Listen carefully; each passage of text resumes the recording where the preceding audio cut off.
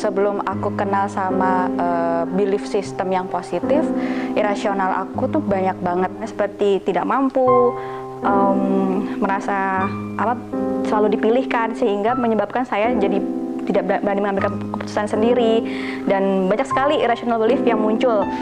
Kayak nightmare banget, kayak mimpi buruk, kayaknya semua ngedengerin orang, apa kata dogma, pokoknya apa kata dunia gitu.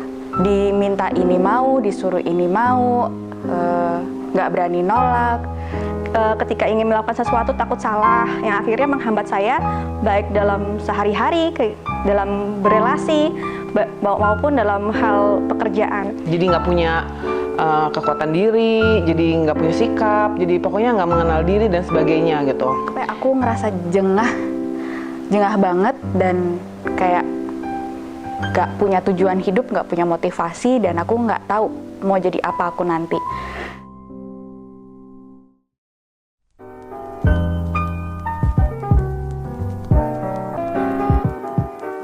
Dalam proses hidup manusia, keyakinan dan kepercayaan di dalam diri merupakan hal yang sangat penting.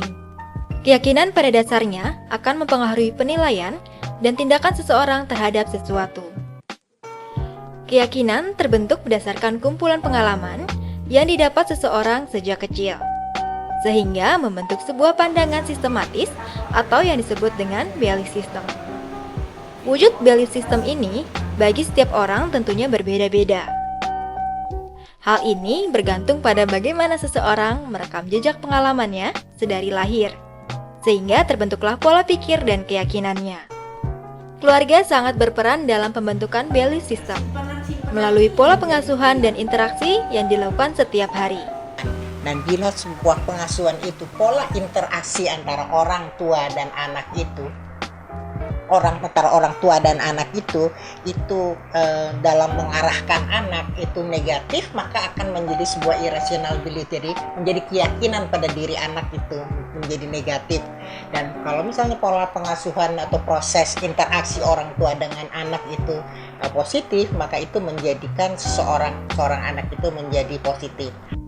Pembentukan belief system yang positif sangat berperan besar dalam membangun konsep diri yang baik. Hal ini akan mengantarkan seseorang untuk memiliki sikap dan pemikiran yang terbuka serta positif. Sebaliknya, belief system yang negatif dapat membentuk seseorang dengan persepsi diri yang buruk, seperti pribadi yang mengeluh, pesimis, bahkan tidak percaya terhadap kemampuan diri. Kalau di dalam pengasuhan, orang tua dulu harus positif.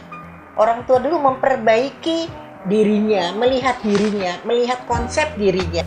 Dia tidak perlu terus di jalan, tapi apa yang perlu dia bangun dengan dirinya. Kemudian bagaimana komunikasinya dengan dirinya, bagaimana komunikasi dengan orang lain.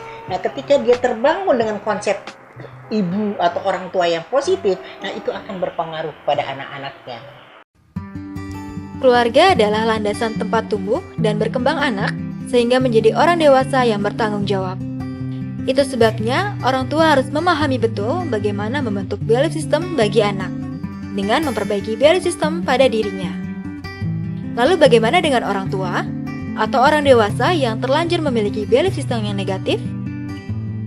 Kalau orang dewasa itu perlu suatu proses, dia memahami dirinya, dia mengenali dirinya. Itu pengenalan diri utama dan pertama di dalam hidup. Kalau dia mengenali diri dan dia mengetahui dirinya, dan ketika dia berinteraksi, dia mengalami benturan-benturan, dia berbicara dengan dirinya, dia melihat dirinya, apa yang terjadi dengan dirinya, apa yang dia mesti perbaiki. Tapi itu juga perlu bantuan orang lain untuk mengajak dia memahami dirinya, mengenal dirinya. Tidak ada kata terlambat untuk memperbaiki diri. Hal itu pun terkadang memerlukan bantuan orang lain. Tidak ada salahnya mengikuti kegiatan training maupun konseling. Lewat kegiatan tersebut, seseorang diharapkan dapat memperbaiki pola relasi yang lebih positif dengan keluarga dan lingkungan.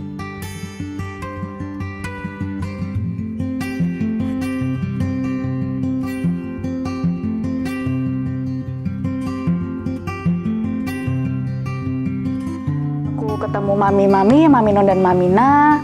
mereka mengajarkan aku untuk mengenal irrational belief aku seperti apa. Ketika mengenal irrational belief, saya jadi merasa lebih lega karena dengan tahu bahwa oh ternyata ini semua ini adalah irrational belief saya.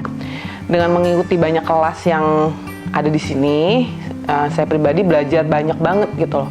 Bagaimana kita membangun diri, bagaimana kita mempunyai self belief system kita sendiri. Dan sampai detik ini yang aku rasain, aku bisa ngomong, bisa komunikasi asertif ke orang, bisa tegas juga, dan aku tahu aku pingin jadi seperti apa dan cita-citaku apa.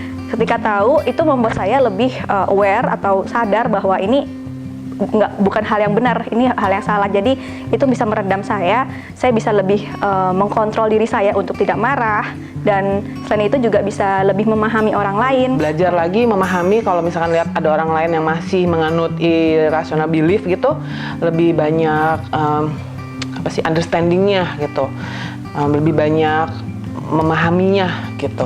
Karena kita kan pernah ada di posisi-posisi itu.